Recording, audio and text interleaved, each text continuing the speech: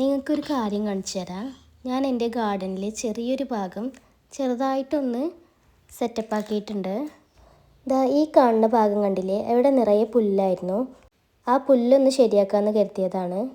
അത് ശരിയാക്കി കഴിഞ്ഞപ്പോൾ രണ്ട് സൈഡിലും ചട്ടികൾ വെച്ചാലോ എന്ന് കരുതിയിട്ട് അങ്ങനെ ചട്ടികളും വെച്ചു. പൈപ്പിൻ്റെ സൈഡിൽ കൂടി കലാഡിയത്തിൻ്റെ കുറച്ച് തൈകൾ ഉണ്ടായിരുന്നു, അതും പിടിപ്പിച്ചിട്ടുണ്ട്.